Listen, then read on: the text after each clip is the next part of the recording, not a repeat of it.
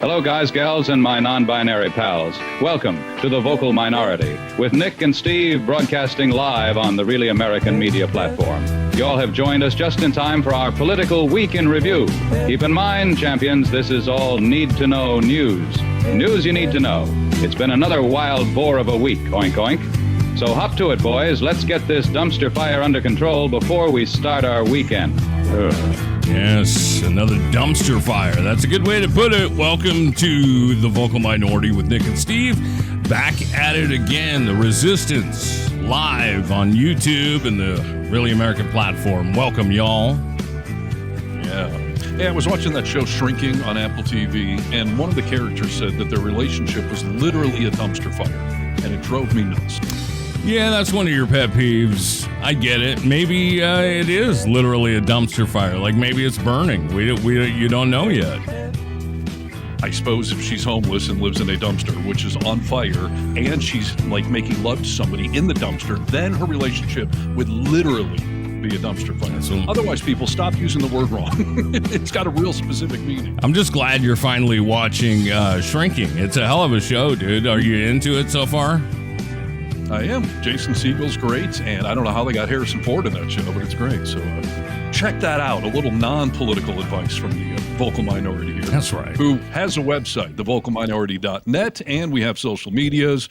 We're on TikTok. We're on Blue Sky. We're on Instagram, Facebook, and we have our own page on YouTube in addition to being part of the Really American Media family. Which is an honor and a privilege, for crying out loud. Thank you for joining us live. If you've downloaded or just come to the YouTube page on Really American to watch the podcast, we appreciate you being here, part of the Resistance, and here we go. Welcome to the show. Yeah, welcome to the show. We have a comment line, Steve, 844-48-VOCAL. You can call and make a comment on the show if you want us to talk about something. And if it's a great voicemail, entertaining, we'll play it on the show, for crying out loud. That requires a telephone. Nick and I started the show on the radio 30 years ago at this point, and we used to take phone calls for people in the audience. So we still have the option. People are more keyboard warriors nowadays, and that's fine because there's a live chat going on Really American. So we'll keep an eye on that, and any relevant comments we will pass along. But we are live just after 10 a.m. here on the West Coast on this beautiful Friday. Whether the weather's good with where you're at or not, it's a Friday, so that's beautiful. Yeah. All right. Well, we should get into a little news. There's lots to cover today, so let's hop into it, y'all. We interrupt this broadcast to bring you this. We interrupt our program to bring you a special. Here is a news bulletin. We interrupt this program to bring you the humanity and all the things. A date which will live in infamy. The only thing we have to fear is fear itself. Need to know news. News you need to know. Johnny Gilbert, for crying out loud. Steve Harness. Hey, that's me. I got a jingle. Do you have a jingle? I know you do, Nick. Yeah. I'm asking the audience. Oh, okay. Likely not. Probably not. That's true. Yeah. But that shows we're real radio people. We had jingles done. That's right. So we're authentic. Yeah. I got a bit of a headache today, dude. So do what you can to not make it any worse, okay? That's my warning to you. I am physically, emotionally exhausted. I am hungover, and that's just from reading the morning news. So, oh, you've been drinking this morning? You're partying it down a little bit there? Yes. I had to Irish up my coffee a notch. Is that racist, or is that still acceptable to say? Oh, I think it's still acceptable to say. And I'm not lying when I say that the coffee I'm drinking is an Irish coffee. So... You do that. Yeah. You slip Bailey's in there. I do not. I had tequila last night, but obviously I'm sober right now. We're talking to the masses. How inappropriate for you to infer otherwise. Yeah. That would be an FCC violation, but who knows? We do all kinds of FCC violations on this show with the current administration in charge, right?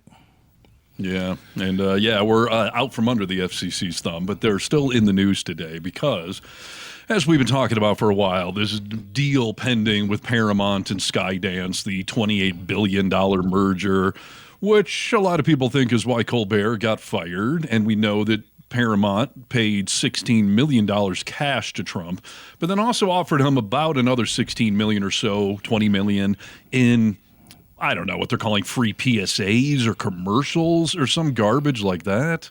First of all, PSAs are always free, dude. It's a public service announcement. Yeah, for a nonprofit, which Trump's old businesses were all nonprofits. Right. I mean, not technically. They made no money. But yeah, it seems like he's planning on using these commercials or whatever for his own little agenda, which is beyond scary. Yeah. Oh, for crying out loud, dude. I just, every turn this story makes, I just think, are we living, is this real life? It looks so much like everything is happening at the direction of the orange meatball, and it looks like bribes are happening. When we did see everything happen with Colbert when he lost the program, I mean, he hasn't lost it yet, which we thought, oh, that's great. He's going to keep talking crap about Trump. And we were correct. He has not let up at all. He's still talking about Trump, and he's talking about this whole deal. So it's nice to see someone talking about it.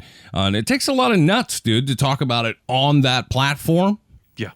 No, it does. And as we discussed last week, like normally in the world of entertainment, you don't fire someone and then keep them on air because they become very dangerous. Right. So I think it's hilarious that he's unleashed. He's got nothing to lose, and he'll get a next job just fine. So that's great. And we'll talk about South Park in a moment, who's also part of that Paramount world who was piling on. Right. And by the way, just real quick, speaking of the FCC, which I've got a story about, but you and I come from the radio world, and anytime you give a political person airtime, you're required to give equal time to the other side. Now, that's generally during an election season, I get, but I don't quite understand how Trump is going to be getting his own little commercials and that time won't be offered equally to other political agendas. I call it the corruption of the cabinet. Yes, that's fair.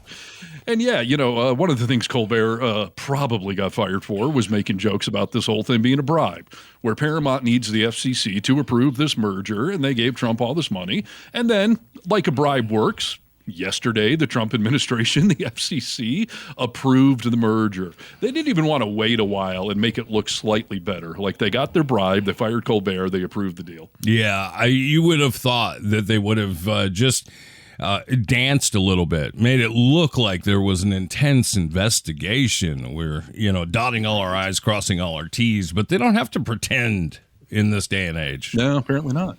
And it's somehow become part of Trump's defense, or at least the Magites around him. Right. Well, he's doing it out in the open. Like, if it was illegal, he would be hiding it. Yeah, which makes zero sense to me, but somehow it's become a thing. Yes. So in the FCC world, there are generally 3 people that sit on this board, and it's usually bipartisan, or maybe it's 5, I don't know. But they try to have a mix of Democrats and Republicans to keep the FCC bipartisan, because it's not really supposed to be a partisan entity. But nowadays it is. Trump appointed his head of the FCC, who was instrumental in the whole Project 2025 thing. He was a big part of that, and now he's running the FCC. Yeah.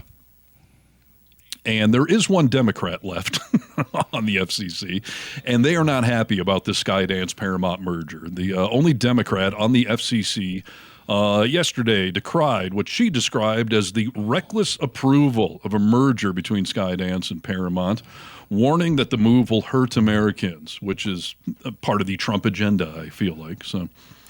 She said, in an unprecedented move, this once independent FCC used its vast power to pressure Paramount to broker a private legal settlement and further erode press freedoms.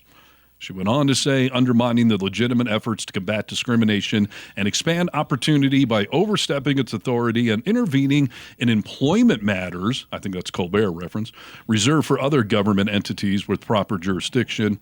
And even more alarming, it's now imposing, and this is true, and this is the scary part, it's now imposing never-before-seen controls over newsroom decisions and editorial judgment in direct violation of the First Amendment. And she's referring to this language that got put in there that CBS promises to represent all viewpoints and to make sure the news is unbiased.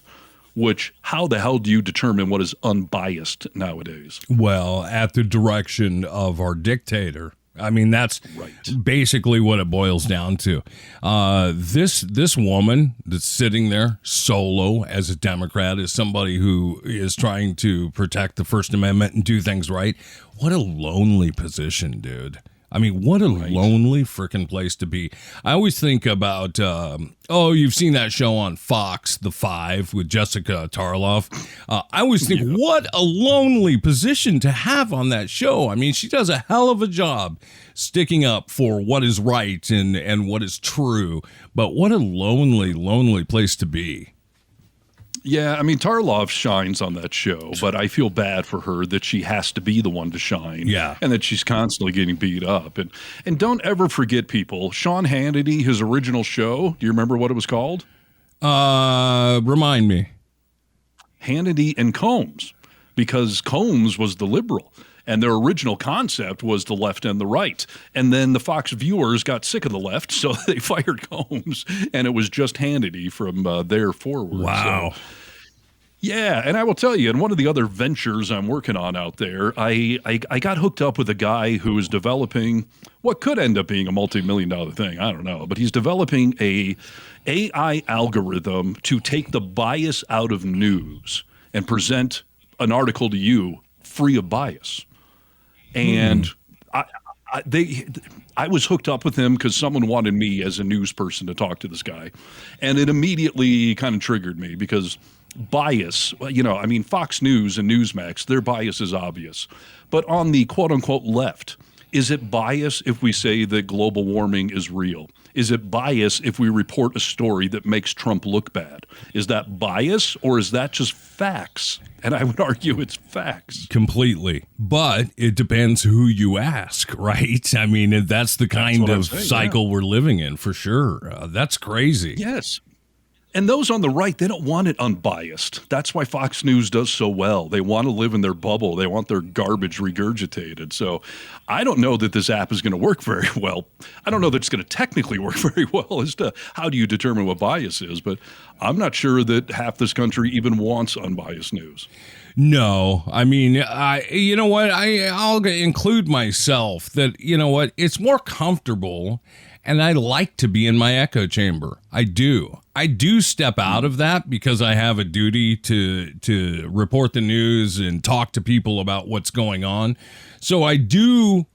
It's uncomfortable, but I step out of it. You know, I tune into Fox News and I try and get an idea of what they're saying. And like we've always said on this podcast, dude, if they do something right over there, I'm not afraid to admit that. It just happens so infrequently that it may seem like I'm biased, but I'm not. I'm reporting when they do something good. It just doesn't happen all that often. I question, you said you step out of your bubble every now and again. That implies that you're in some left-wing bubble. Like, I don't think MSNBC is necessarily a liberal news station. I think they call facts as facts, and if the facts make one side look bad, like, yeah, they're not lying. They're not issuing retractions. You can fact check Rachel Maddow or Chris Hayes or Lawrence O'Donnell. You're not going to find, factually incorrect stuff. And if you do, they will issue a retraction, which once in a blue moon they do. But yeah, again, like, is it bias if you're just reporting a story that makes one side look bad? Right. As you know, I do local news in my community, and I don't. Unlike Really American, I don't put any commentary, any humor. I just do straight news. And a week ago, I did a story that affected, I'm on the border of California and Nevada, and both states sued the Trump administration over funding freezes for after-school programs. Right. And so I reported on the story, just factually. California, Nevada affects both states. I covered the thing. And someone, messaged me of like, oh, I see you're taking a political stance now. I'm not going to follow your website anymore. And I'm like, what political stance did I take? You just don't like that I reported facts and it makes your team look bad. Totally. And a bunch of people chimed in like, there's no stance here. There's no commentary. You just don't like that he reported a story that makes you look bad. Yeah, I saw that story, and I think the only thing wrong with it was that it had Trump's name in it. That's why, if Trump, you're reporting that Trump is doing something that's not good for the community, and all of a sudden you're taking a stance. That's total BS, dude. Right. And by the way, like I even used a flattering picture of him, which was hard. I mean, for Really American, I have a whole pile of dumb-looking Trump photos that I use all the time. So I had to like consciously be like, all right, I need to just do a picture of the man. Right. No goofy look on his somehow, face. Yeah. Exactly. But somehow I was still biased. So anyways, so on this Paramount merger, I love that this one person on the FCC is speaking up. But yeah, Colbert has been great. All the other late night hosts have his back. And then, this South Park thing this week. Holy smokes. Yeah. What do you think about all that? Oh, I think it's fantastic, dude. I mean, if you take a look at from even just The Simpsons to South Park, they do play a role in our world of political commentary. Not only political commentary, but they always have and they always will. Most of those shows, I call it a cartoon. It's not necessarily a cartoon like Looney Tunes because the writing is so well done and there is political commentary and pop culture commentary, all that stuff. But yeah, I don't think that's ever going to change. I think it is wonderful that South Park, I hesitate to say they went after Trump because, again, they kind of just told the truth. And the truth was funny and outrageous. And, they talked about his peen a little bit. Maybe that's not necessary, but I found it to be hysterical. Well, and all evidence states that he does have a micro penis. Yeah. So, I think they're just reporting facts here. But, I mean, this is a core function of America and a pop culture, whether it's SNL or, Yes. comedy stuff. Like this is a long tradition that goes back over multiple presidencies.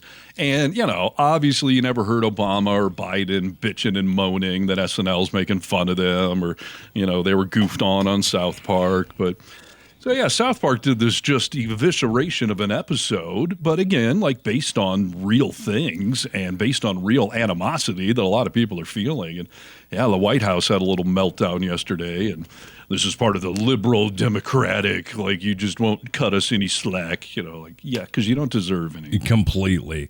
I've got an article pulled up. We're going to play a clip from South Park, and I don't even have the whole section of what happened on South Park. I have the meat and potatoes, but there is some graphic stuff in here that the White House is saying, like, what the hell was that? And, all the MAGAs are freaking out, like how disrespectful. That's one of the great things about this country. We get to do that, right, to our president. Yeah. And by the way, Comedy Central is not under the purview of the FCC. So there is no... I've heard people say, is the FCC going to go after South Park and whatnot? Like FCC people, that applies to radio and television over the public airwaves. So a cable network is not under the thumb of the FCC. Completely. But yeah, this article I have says South Park almost aired an even more graphic version of Naked Trump. So let me play this clip for you. And then we can discuss a little bit. Make sure this is live. Mr. President, why are you placing these new tariffs on Canada? What are you, some kind of dictator from the Middle East? A dictator from the Middle East? Hey, relax, guy. I'm just your average Joe. Take a rest. The people of Canada will not be devalued like this. Hey, come on. You don't want me to bomb you like I did Iraq. I thought you just bombed Iran. Iraq. What the hell's the difference? Relax, guy. Hey, what the is this, better? This is the painting you asked for, sir. Why is my dick so small? But that's the size it is in the photo. Get this guy out of here. I'm gonna sue you. I'm gonna sue both of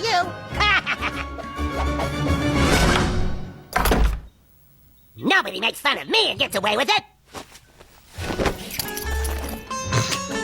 Hey, Satan. Don't want to right now. So I love it. Yeah. Satan's not in the mood for Trump. Yes. He and Satan go on to have a whole conversation and stuff. But I thought that was done very well. I mean, it's everything in there is how Trump acts. I mean, there's nothing wrong with what I saw. threatening to sue everybody and has a little penile. And that whole episode, the AI generated where it's human Trump when we see his butt crack and everything, it's disturbing as hell. I can't get that out of my brain, but funny and obviously protected as free speech and obviously open to the free market. Like if people watch the show, which I got to say, I kind of stopped watching South Park years ago, but those guys are still extremely relevant, which is the other thing the White House tried to say, like this show hasn't been relevant in 20 years or whatever. And whatever. I think they're working on, what was it, a $1.5 billion renegotiation with Paramount? Yes. So I think South Park's doing just fine. Yeah. Trey Parker and Matt Stone actually toned down several scenes before the episode premiered on Wednesday. Let's see. The South Park controversial Naked Trump episode nearly aired in a much more provocative form, according to people familiar with the production. Creators Trey Parker and Matt Stone were reportedly editing the 27th season premiere, Sermon on the Mount, right up until the day of broadcast, because I guess they were somewhat nervous about it. I mean, as far as they knew there'd be some backlash from near half the country, right? Well, and plus that story was still unfolding with the whole pic, because they make fun of the Paramount merger and all that. And right. I give them credit because they are animated, but they push it as close as they can to put as much current stuff in there, which, like The Simpsons, doesn't have that privilege because there is a different type of animation that takes months to do. Yeah. So, yeah, South Park, nice job. Yeah, completely. I love that he's like, Iran, Iraq, I mean, that's our president, ladies and gentlemen. So, yeah. No, that's great. Pretty crazy. So we'll see where that whole, I think we know where the whole merger and everything, they approved it. We think, is there going to be any more bribes? We'll see what happens. But yeah, this is unfolding, and I'm sure we'll continue to see a lot of BS. Well, and Trump is now, I'm hearing that Kimmel's next and Fallon's next. And yeah. So I'm curious to see, and those aren't all Paramount people I know, but I'm curious to see if any other news or comedy people do end up losing their jobs. And yeah, what these commercials or public service announcements look like and what the unbiased news looks like. And apparently they put someone in charge of essentially overseeing Paramount now to make sure their news is unbiased. Like, how frickin' North Korea can you get? I was just going to say that, dude. Like, my teeny tiny brain is imagining what you see in North Korea, propaganda at its finest. So I guess we'll see where it goes. Hey, dude, what do you know? I mean, I don't want to depress people, but there's a little joke in all of this. But what do you know about this Idaho killer, Brian Kohberger? We're Facebook friends. I've known him for years. Oh, you are? You can still do lunch on Wednesdays? What do I know about him? I mean, I know he denied it forever, and now he, copped a deal. And, Trump tried to do something where he shouldn't get the death penalty or something. Like, why? I want to say why he would even get involved is beyond me, but I think we all know anything to distract from the Epstein files. He's just throwing everything out there. So for some reason, he weighed in on the story. But what do you got? Well, Brian Kohberger, for those that don't know, was a guy who went over and killed some girls, snuck into their house and killed a few girls in Idaho at a university, okay? He was finally being sentenced. Propaganda Barbie did make a brief statement on this. Here you go. I would like to begin with a message from the White House to the families of the victims in the brutal murder case in Idaho. We are so sorry for the grief and the pain you have experienced at the hands of such a vicious and evil killer. If it were up to the president, he would have forced this monster to publicly explain why he chose to steal these innocent souls. Wow. You really seemed genuine when you were reading that. Like, we're so sorry, What a joke, dude. If it were up to the president, that he would make him explain why he did it. I mean, he's crazy, dude. He's a murderer. He was obsessed. He was a loner. We know why he did it. Does it really matter at this point? No, I don't know that it does, and I don't know why the president thinks he's the king and can, manipulate everything going on out there. But it's another fine example of stay in your own lane. But again, he's trying everything possible to distract. Yes. Well, we saw, this is the deal. Idaho District Judge Stephen Hippler sentenced Brian Kohberger 30 to 4 consecutive life sentences for the 2022 fatal stabbings of 4 University of Idaho students. The victims' families and others involved in the case provided emotional impact statements in court, including the victims' 2 surviving roommates. Here's the deal.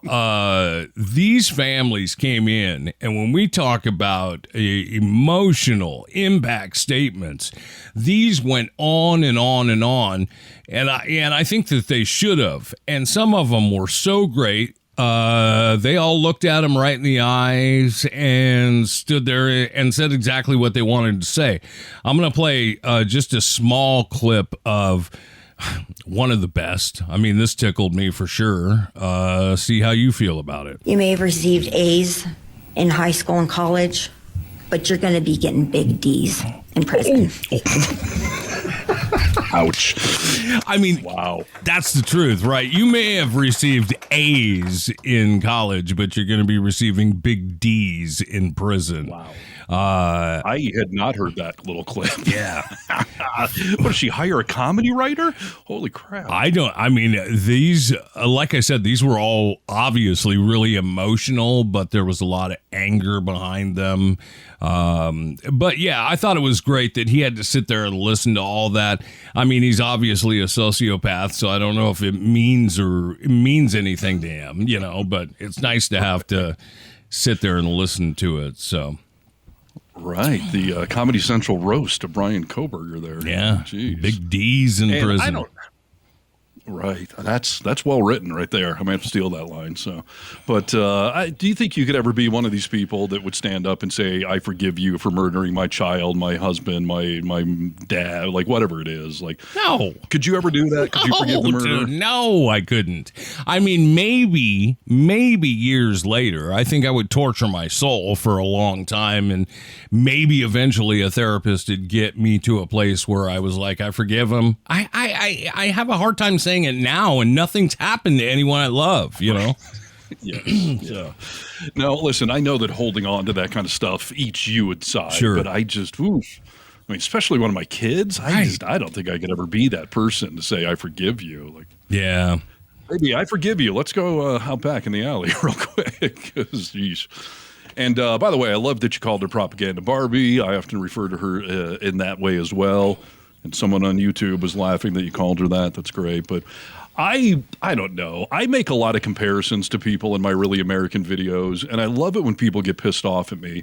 Like one time I compared Trump to an orangutan, and people are like, don't say that about orangutans. We love orangutans. Right. How dare you? Yeah. And one day I called Pam Bondi there. I called her Legally Blonde. Like Legally Blonde Propaganda Barbie was saying this today. I can't tell you how many people chimed in. Do not compare Elwood to Pam Bondi. Do not besmirch Legally Blonde's good. I was trying to go with the wide view that Legally Blonde was perceived as a dumb, lawyer or whatever. But I get it. She's the hero at the end of the story. Everyone loves her. Yeah, well, when you're talking about the scum of the earth, dude, people do not like it related to people that they, enjoy. So I get it. But come on, people. I thought it was funny, too. I did a video where professional clowns don't want us comparing Trump to clowns anymore because it makes clowns look bad, which is funny. But a lot of people are like, oh, come on, clowns, get over it. I'm like, okay, so we're defending orangutans but not clowns? These poor clowns. They really are taking it on the chin. I love it. Hey, dude, should we talk? Are we going to talk about Epstein and where it's at right now? I've got a brief update list if you want to run through that or whatever you got. Yeah, I mean, I've got a little video update of what's going on, but let's get into your article and then we can play the video.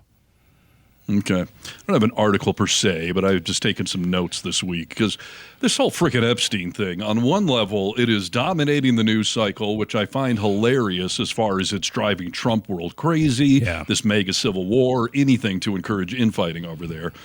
But I'm also, as far as somebody who, how we cover the news, like Epstein, like sometimes I just want to find something not about him. And there have been days this past 2 weeks where it's just like, that's all that's in the news. So I want the pressure on, but I also would like to talk about some other things. But agree. Yeah, I wrote down some notes. So let's see here. First of all, confirmed he's in the Epstein files. That does not mean he's in there as far as, doing things with underage girls, but he's in there. And I'm not in there. You're not in there. Right. Like, being in there at all is just sus enough. And obviously we're hoping for some smoking gun or whatever, but it's not. And, Obama's name's not in there. Like, there's all sorts of people that you could claim I didn't do anything illegal, but you're hanging out with the guy that does. And apparently you're friendly enough with him that you've been on his plane 7 times or whatever we know Trump has. So, yeah, we know that not only are his names in there, but that he was told this several months ago. So, I can't imagine why he wants to distract. Yeah. No, we know that he's good friends was good friends with Epstein. I do wonder what's in there. I mean, well, I don't know. Should I play this video? Because I don't know what I can say and what I can't, because I don't want to repeat stuff. So let me play this, all right? Sure. Tonight, the Wall Street Journal reporting that Attorney General Pam Bondi and her deputy Todd Blanche informed President Trump in May that his name appears multiple times in the Epstein files. They reportedly told Trump they did not plan to release the files, saying they contain child pornography and personal information about the victims. Tonight, the Attorney General saying nothing in the files warranted further investigation or prosecution. Trump and Epstein were friendly for more than a decade, socializing in New York and Palm Beach. Epstein was asked about their relationship in a 2010 deposition in a civil suit. This is crazy. Have you socialized with him? Yes, sir. Yes? Yes, sir. Have you ever socialized with Donald Trump in the presence of females under the age of 18? Though I'd like to answer that question, at least today, I'm going to have to assert my 5th, 6th, and 14th Amendment rights, sir. In February, Bondi said that client list was in her possession. It's sitting on my desk right now to review. That's been a directive by President Trump. But over the July 4th weekend, the Justice Department and the FBI said the list doesn't exist and that they wouldn't be releasing any more information about Jeffrey Epstein. Under pressure, the president later instructed Bondi to ask courts in Florida and New York to release grand jury testimony in the Epstein case. Today, a Florida judge denied that request, saying the DOJ didn't provide enough of a justification for releasing that sensitive testimony, adding the court's hands are tied. Tonight on Capitol Hill, Republicans and Democrats on a House Oversight Committee voting to subpoena the Justice Department to release the full Epstein files. It's unbelievable in the sense that, Pam Bondi says, like, we're not going to release it because there's child pornography in it. And then her next sentence is, like, there's really nothing more to investigate in there.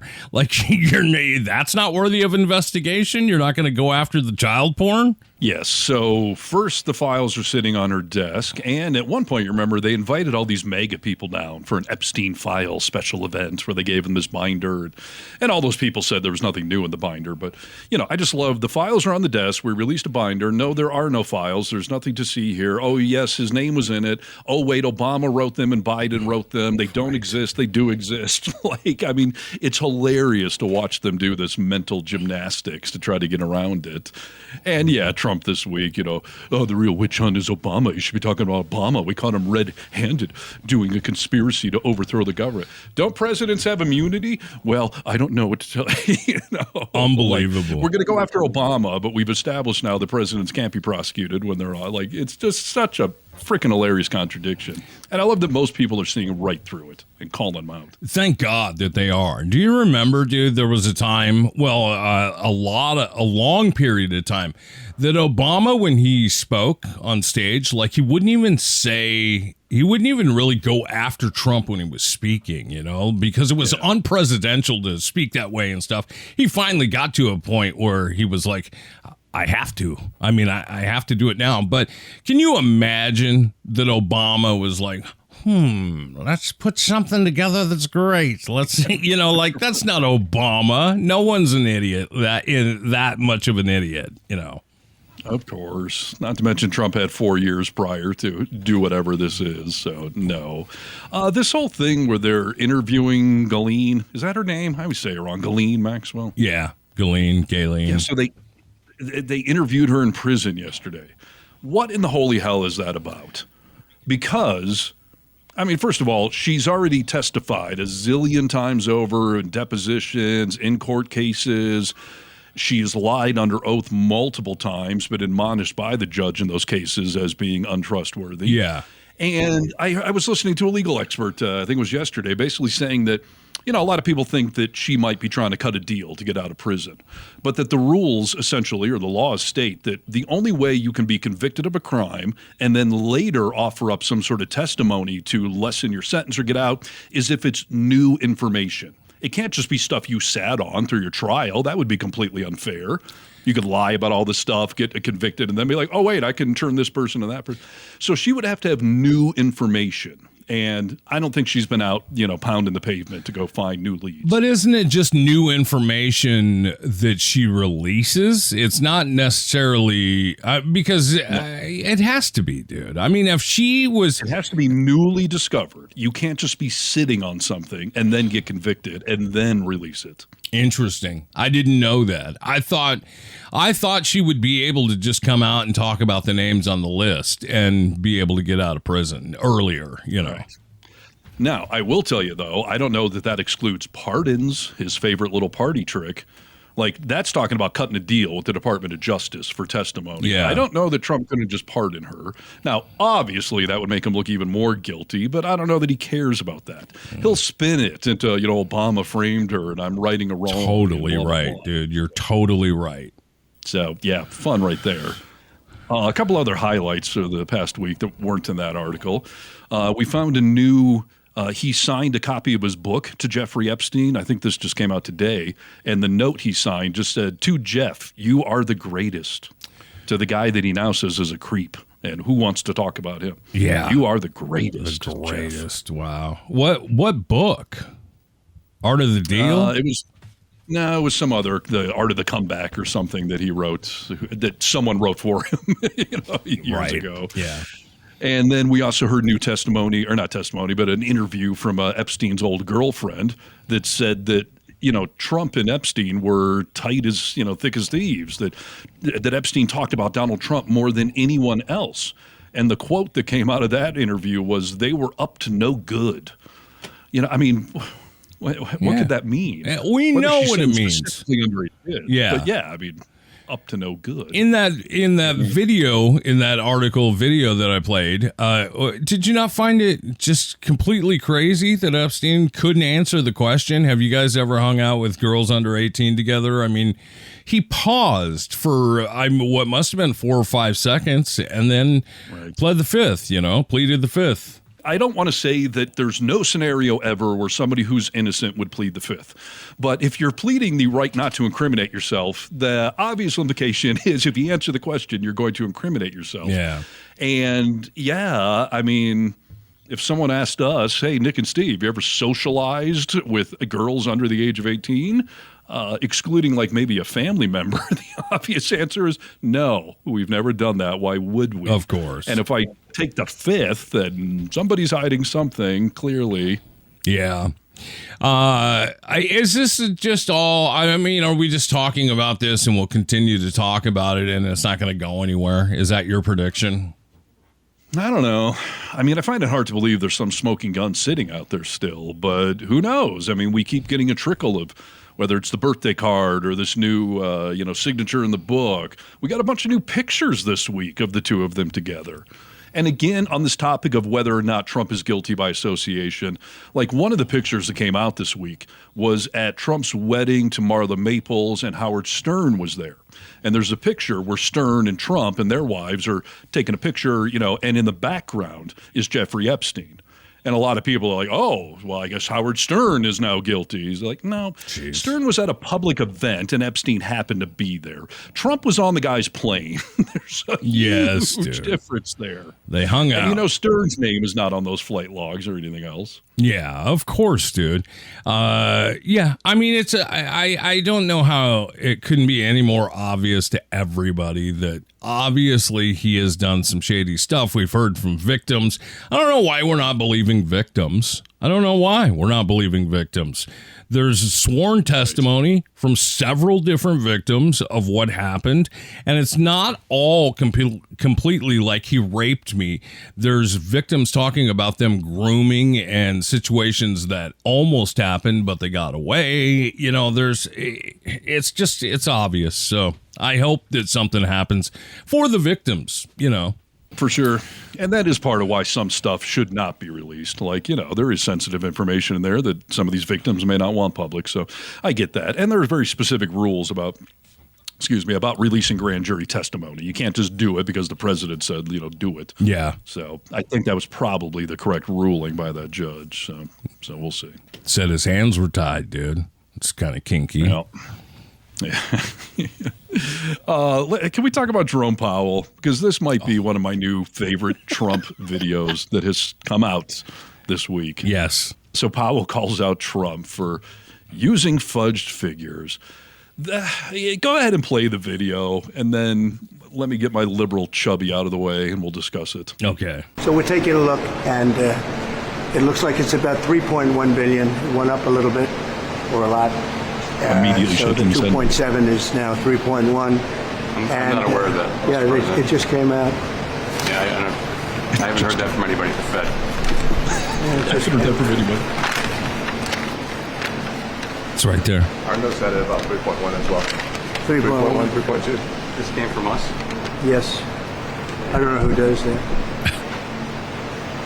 I love it that he's You're including the Martin renovation. You just added our entire capital. Yeah, you just added in a third building. Is what that is. That's a third building. Well, no, but it's a building that's being built. No, it was built 5 years ago. We finished Martin 5 years ago. It's part of the overall work. But it's not new. It's not new. I love that video. Oh, I mean, seriously. Trump always tries to just gaslight everybody. And Trump thought he was like, oh, no, it just came out. Look at this. I have it in my pocket. Here's the paper. Right. And I'm sure he expected Powell to just be like, oh, crap. Like, he brought the receipts. Like, oh, I guess we should just apologize or ignore this. And he puts his glasses on. He starts reading it. And immediately is like, no, you included a third building in this. Yeah. Oh, no. That's built. part of the project. Yeah. So funny. Part of it that was finished 5 years ago. And who was president 5 years ago? 5 years ago, dude. That is classic. I love the fact that Jerome Powell just doesn't give an F because Trump can't do anything about it, you know? So he's like, yeah, no. I mean, he can't fire me. I'll tell the truth.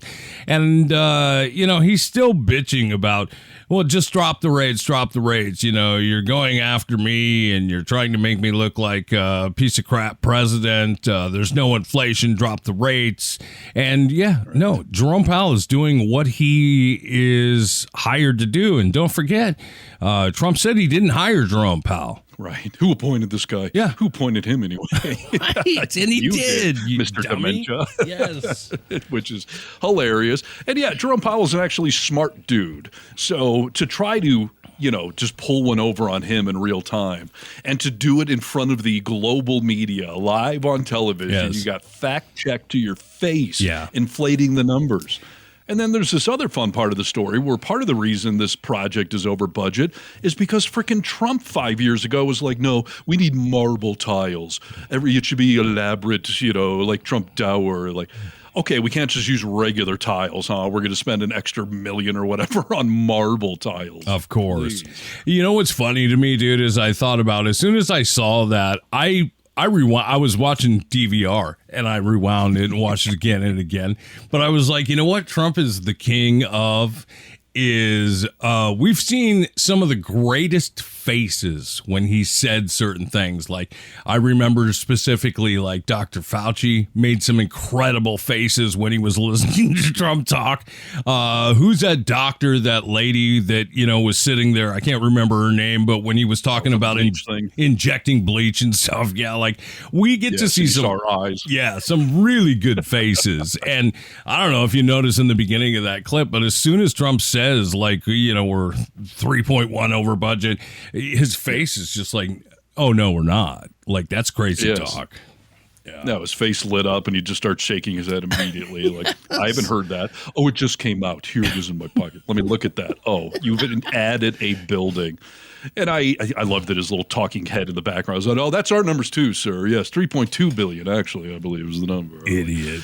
No, you're both lying, gaslighting propagandists. You got busted by a guy with an actual college degree that could read it and tell you, like, it took him 5 seconds to spot the glaring problem with it. And that so is funny, epic. dude. I love that. We need more of that, for crying out loud. I earlier this week, I texted you something about Trump, and I said, I feel like an idiot here. Will you tell me if I'm an idiot or not? This is just another thing to prove that Donald Trump doesn't know how to do math properly. I don't know if you saw this clip, but here's the thing that I'm all for. I'm all behind Trump. Pumping and dumping, dude, that he is going to get drug prices down, okay? Sure. I saw some of this drug price talk from Trump, and I immediately contacted Steve. I was like, I can't make sense of this. Can you?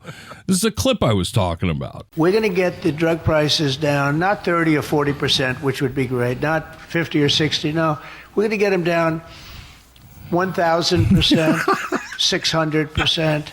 500%, 1,500%. What is it? 15. Numbers that are not even thought to be achievable because I've they're not used a certain talent that I have and convinced the drug companies that you have no choice. The drug companies were selling drugs, same company, in Europe and other places. Dude, I said to you, how on earth do you get drug prices down 1,500%? Wouldn't they be paying us to take the drugs at that point? Yes. So I'm not great at math, but if the drug cost $100, if it goes down 1,500%, they'd either be paying you $1,400 or $1,600. I don't know, but either way, they'd be paying you to take it. You can't reduce something more than 100% without you then, giving it away on top. And I had to think about it when you texted me. Like, I started thinking, like, what in his mushed up old Alzheimer's, dementia, whatever brain, how did that make sense to him? And I really do think that in his mind, he thinks about stock prices. Oh, the stock went down 1,000 points, 1,500 points, 500 points. Like, I think that's what his mushed up brain was thinking. Like, it's going to go down 1,500, but which wouldn't make sense for drug prices, period. But I think that is where his brain is going. But yes, it's going to go down 1,000%, 600%, 500, 1,500%. He doesn't understand that, like, if the price is going up, then you could use those percentages. But if it's going down, it can only come down so far, Dumbo. Yeah, that's fair. A price could go up 1,500%. I mean, that would be absurd. But yeah, sure. And oil prices could go up 200% or something. But it can't go down 200%. Yeah. So, I mean, I wish that was the case. We would all just be getting Ozempic or whatever, just so we could buy the money. Yeah. And I'm all for drug prices coming down, but can we use some like real world math? Would that be possible? Completely, dude. I don't know if you remember, but maybe just a couple months ago, I can never keep track of time during this presidency. But he talked about, I got a fat friend. He bought Ozempic in England, and it was this price. He came over here. He's so fat and nasty, but he's a nice guy. So he is supposedly working on getting drug prices down and having us compete with other countries. It is messed up that we would be charged more for the same drug by the same company in this country than others. I agree with all that, but do real talk about it. 1,500%. What a buffoon. Do you think he was projecting, or I don't know what it would be called, but do you think he really has a friend who's taking Ozempic and was a big fat slob, or is he talking about himself? Because he does seem to have lost weight. And a lot of people think that he started taking Ozempic because obviously he's not working out or eating better. Of course not. Yeah, that's funny. Yeah, I mean, most of his talk is projection. So, yeah, I wouldn't doubt it at all. What's going on chat? Anything? No, I mean, people are just laughing about the Powell stuff. Somebody named Rachel chimed in saying you guys are the best. Oh, nice, Rachel. That's nice. Isn't my Have wife? the same last name. Oh, glad that she's listening. Someone else 1,000%. LOL. Like, this is the frickin' world we're living in, people. But yeah. All right, let's see. We got about 10 minutes left here. You got something? I got something. Where do you want to go? I've got something that is somewhat meaningless. I'd like to talk about Hulk Hogan and him taking the his final hit to the mat. For lack of a better term. Hulk Hogan died, and I don't know if you remember this. I'm sure you do. There was a time that you and I interviewed Hulk Hogan. Do you remember? We did? Yeah. You're confusing him with Randy the Macho Man Savage. No, I'm not. We interviewed Hulk Hogan? Yeah. I've got it. I've got a tape of it somewhere. Something tells me I'm being set up here. Okay, yes, I do remember when. No, you're not being set up. I don't have the tape to play, but we interviewed Hulk Hogan when we were on the Buzz many years ago, and okay, you don't remember it, but I smoked a lot of pot back then. So that's true. Back then, what are you talking about? Listen, dude, Hulk Hogan, professional wrestler, died 71, supposed heart attack. I don't know why I say supposed. He had a heart attack, and they tried to get him back. It's a conspiracy. Right. But Hulk Hogan turned into... we interviewed him before he turned into kind of a douchebag. I don't know if you remember, he had a sex tape, and he was married, he did something with Bubba the Love Sponge. Then he was caught on tape using racial slurs. Then his son, Nick, I hate it when these people named Nick, have bad lives and are bad people, but, he was a big druggie. He got arrested for a bunch of stuff, and, Hogan was caught on the jail phone talking to his son about illegal stuff. But yeah, he turned into quite the douchebag. You think he was always a douchebag, or did it just finally come out? It's a great question. I mean, some people, and we've seen a lot of evidence of this, I would actually point to Bill Maher. Like some people, the older you get, the more conservative you get, the more angry old man on the front porch you get. Sure. And I do feel like Bill Maher, ever since COVID, has become a bit of a grumpy old man on the porch. Yeah. And that the kids get off his lawn. And so was Hogan always a conservative douchebag, or did he age into it? It is hard to say.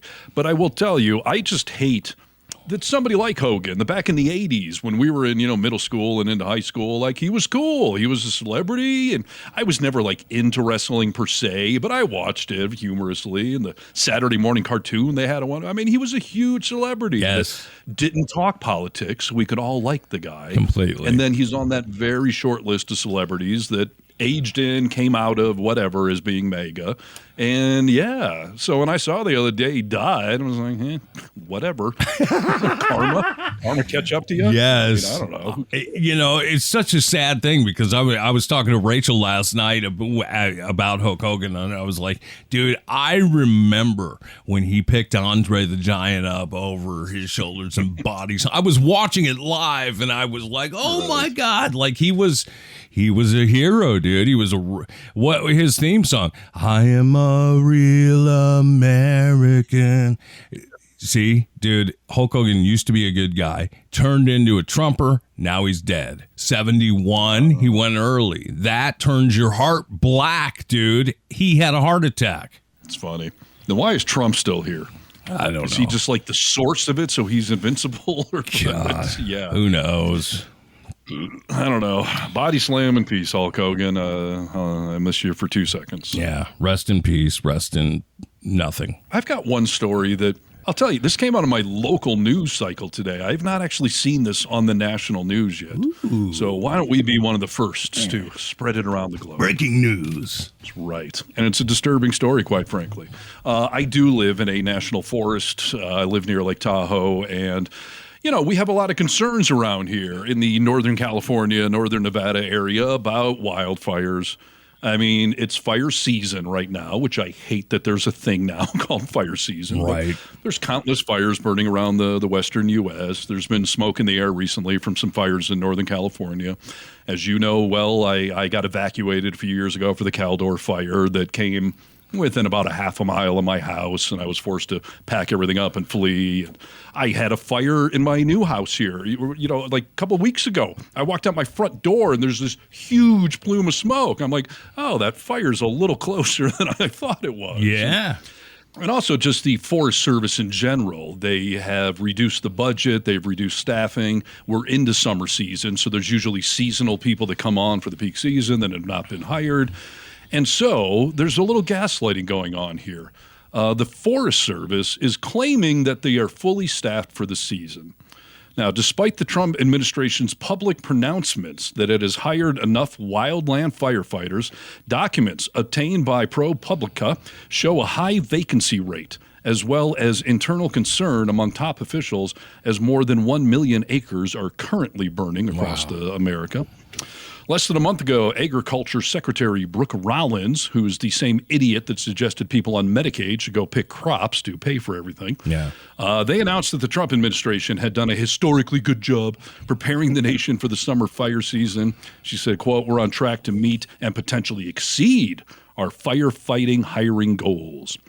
Since then, the Forest Service assertions have gotten even more optimistic, claiming that they have staffed up 99% of their firefighting hiring goals. So nothing to see here.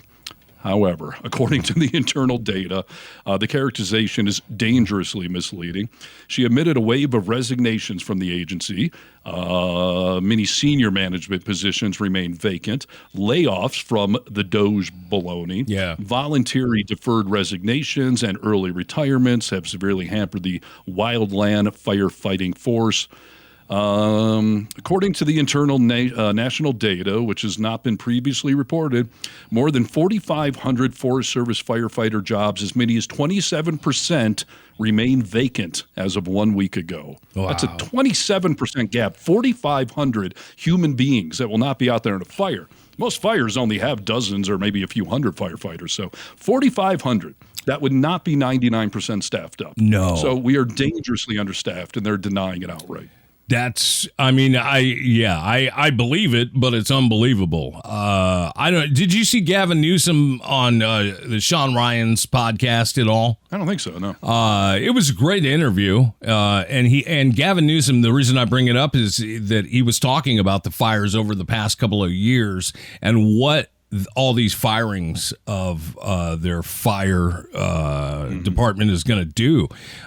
He did talk about Trump raking the forest, and that vacuuming. Yeah, he talked about it, and he said, he still talks about that's what California needs to be doing. As you know, dude, living in an area where we have seen a lot of forest fires, Smokey Bear's original home. Right. Listen, prescribed fire operations. It takes a lot of manpower to do that. What do you call it when you clear part of the forest to stop the fire? What's it called? Well, prescribed fires. Is that what you're talking about? Yeah, but when they bulldoze down like a section so the fire will stop, fire line. Fire. Yeah. Those take a lot of manpower to get that stuff done, and that is a year-round thing that just doesn't happen during fire season. He was talking about all the lack of firefighters and how much that's going to threaten everybody in California. There's no way they're fully staffed. Gavin Newsom has no reason to lie about that stuff. So, yeah, it's definitely happening. Yeah, and again, this is Trump taking something that is is true, but then he warps it in his brain. We are not out sweeping or vacuuming the forest floors. No. But there is prescribed burns where you try to burn a natural break in what could be a progression of fire.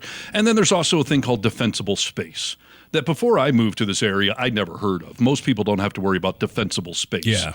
But all of us homeowners and anyone living around here, you are required to have defensible space around your home, meaning you're clearing dry vegetation or trees that are too close to a house. Like that's what Trump is trying to talk about is prescribed burns for fire breaks, defensible space. But instead, he's like, they're not out there raking the forest floors.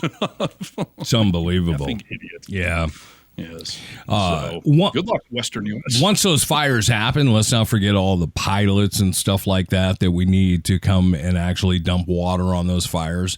The lack of staff will only add to all the homes burning down and acreage in these forest fires. So it's a bad thing. Yes. And there's nearly 5,000 people were understaffed. I mean, those are the kind of people that when an epic fire breaks out, you got to get a few hundred, a few thousand from here. Like you start sending people in to double up effort. So if we're stretched thin already, there is no extra manpower to do that. Yeah. And it's a real freaking threat. Let me tell you, I've had too many fires near my home. You ever heard about all hands on deck? That's what that means, dude. All hands on deck. And with this last California fire, we had to see people coming over from Mexico to help out, So there you go.